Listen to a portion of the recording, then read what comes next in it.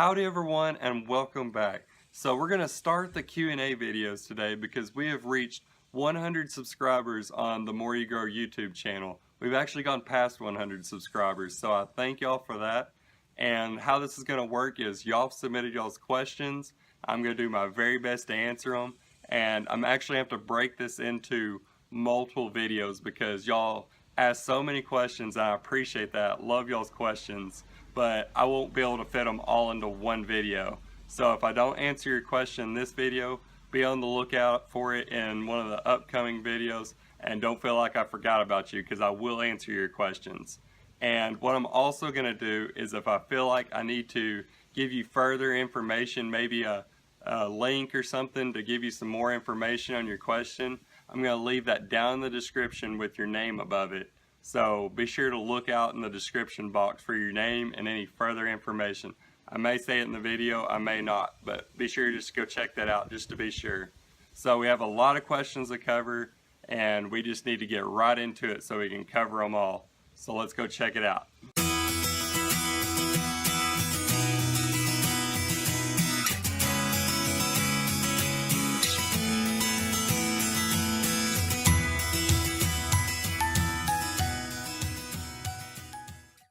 Thahnthestabber asks, how did I get in a wheelchair and into farming? What plants do I grow and how to grow blueberries? So those are all great questions.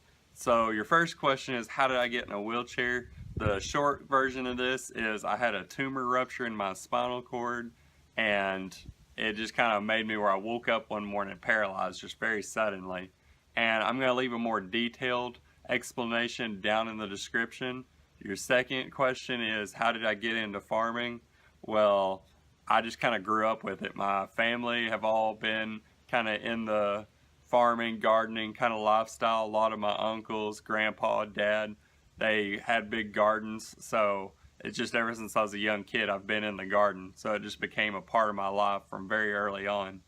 And as far as what plants do I have, oh my gosh, we're probably just going to have to make a whole video on that. Many of these questions that y'all are going to ask, I may just do a whole separate video for them to give you the full explanation that y'all are probably wanting, because this video would be 2 days long if I went into full detail on everything. But as far as just a few, I've got citrus, I've got a mango back there, some lemongrass, ginger, all kinds of good stuff like that. But like I said, I may just try to do a whole video on all the plants that I have for y'all. And your last question, how to grow blueberries. Well, again, I may just make a whole video on that because we've actually got some blueberries growing back in College Station where I could do a whole full explanation how to grow, how to take care of blueberries. But simple few tips is they require very acidic soil, so alkaline soil will kill them, and that's usually your main requirement. You can't water them with city water, you got to water them with well water, you got to water them with rainwater or distilled water. But like I said, I'll do a full video on that. So thanks for those questions. Let's see what we got next. Amber asks, what are the best veggies for fall? My favorite perennials, tips for hydrangeas, and when to plant spring wildflowers. Those are some great questions, Amber. So let's start with your first question, cool season veggies. I would go with things like cauliflower, your broccoli, cabbage, carrots. You want to look towards your cool season crops because they're going to be able to handle the cooler temperatures as fall comes along. I'm going to leave a link down in the description, kind of like I mentioned at the first of the video, to some more cool season veggies for you to choose from. And what I would also say is just check your planting dates, because even though they're cool season crops, you may have to start them if you're going to start from seed a little bit before fall. So your next question, what are my favorite perennials? I always lean towards native plants if I can, because I know they can handle our climate and our amount of rainfall we get usually. I like things like Turk's Cap, some lantana, swamp mallow, and there's others. And like I said, you just gotta look up good Texas natives and you'll see some good perennials that way. Your next question, some tips for growing hydrangeas. Well, I gotta tell you, I gotta warn you a little bit ahead of time. Hydrangeas are really hard to grow in our climate. They require a lot of water and they can't handle the full hot sun, so they gotta have a little bit of shade. Like I would say before noon you want to have them in the shade because they can't handle the direct heat. And they actually require some really acidic soil, or pretty acidic soil anyway, to be able to grow, which you want to do a soil test if you really want to know, and you can send that to places like Noble and Texas A&M. And a fun fact for you, depending on if your soil is more alkaline or more acidic, your flowers are either going to be blue if it's more acidic or pink if it's more alkaline. And you can kind of play with that by messing with the pH a little bit, and you can actually make them change multicolors if you put rusty nails down in the soil, like poking in the soil next to the roots. My great grandma and grandpa used to do that, and it would make the flowers change kind of multicolor. For your last question about when to disperse wildflower seeds, I would say they're all going to kind of vary a little bit because some require cold temperatures, some don't. But one of those things is you just want to look at when they would disperse naturally in their environment, and that kind of give you an idea of when the seeds can go out.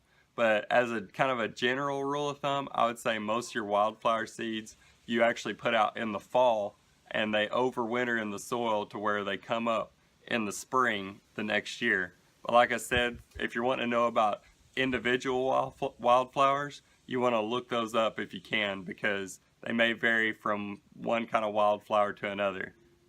Philip asked, what's the hardest plant that I've ever had to grow? Great question, Philip. I would say there isn't necessarily a hardest plant I've ever grown. I would say there's been plants that have more specific requirements than other plants have that might make them more difficult to grow.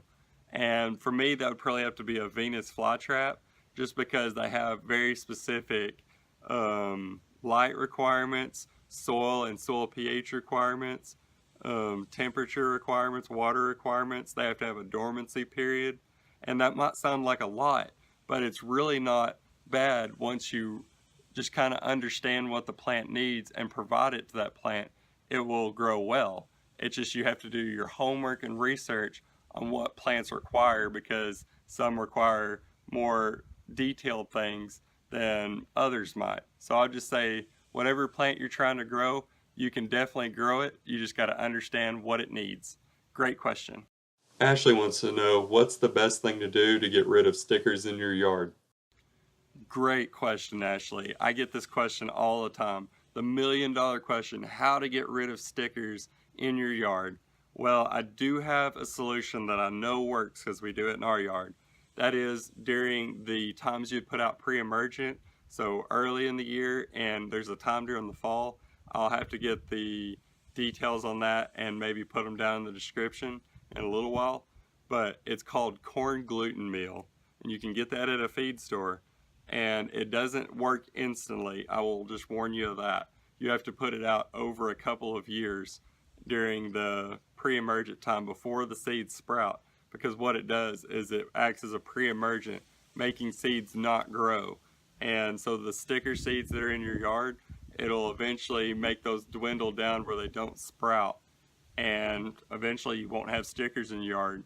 We used to have a ton of stickers in our yard, and I know because they got in my wheels and they would get in my hands. So after a few years of putting this out on a consistent basis, we don't have a sticker one in our yard. And I'm going to leave more details on that down in the description as far as when to put it out and how much, things like that. So be sure to look down in the description for more on that. Great question. Tyler's looking for some ways to prevent and get rid of squash bugs in his garden. Hey Tyler, sorry to hear about your squash plants. Those squash bugs can really cause some damage, but there's a few tips and tricks that I have for you that might help to prevent the squash bugs and maybe get rid of them a little bit, which a little bit can go a long ways with squash bugs. So the first tip I have for you is to make sure to get rid of any brush piles, wood piles, or big piles of leaves that happen to be around your garden or around the house, because that's what the squash bugs get into during the winter to avoid dying during the freeze. And so they stay protected inside of those wood piles and brush piles until the next year. So by getting rid of those, you might help to get rid of some of your squash bugs that overwinter. And the next thing I have for you is you want to be sure to get rid of any of the plants that die from the squash bugs because they may still have eggs on them and you don't want to hatch out anymore. So you want to either throw those away in a trash can that goes off of your property, or burn the plants that succumb to the squash bugs, because you want to get rid of all those eggs if you can. And there actually is a product that claims to be able to get rid of squash bugs. I haven't tried it myself, but I have some right now to where I'm going to try it when I have a problem next time. It's called Worry Free, and it's a pyrethrin based pesticide, which is actually a naturally occurring chemical, so it's considered organic if that's your thing. And so I would say try that. It's only a few dollars. It's a garden dust that you'd sprinkle onto the leaves of your squash plants. It's worth a try. Like I said, I haven't tried it myself, but I plan to try it on my plants next time I get an insect problem. It treats other insects, but they claimed that it will get rid of squash bugs as well. Well guys, I think that's all the questions I can cover in this video. If I didn't get to your question this time, don't worry, I will answer your questions in the upcoming Q&A videos. I'm just answering a few of them at a time, so that way I can give full attention and detail to each question, and that way I can keep the video within a good time frame. And if I did answer your question in this video, be sure to check out the description box, because I might have given you a little bit more info and detail, or a website link to follow to better answer your question in a way I might not be able to in just the video section of it. So check out the description. And if you like this video, be sure to hit that like button. If you have any more questions for me over the things I covered in this video, be sure to leave those down in the comments and I will answer them. And if you haven't done so yet, be sure to subscribe to the channel. That way you can be there for when all the new videos come out. And until next time, I hope you'll join me right here on The More You Grow.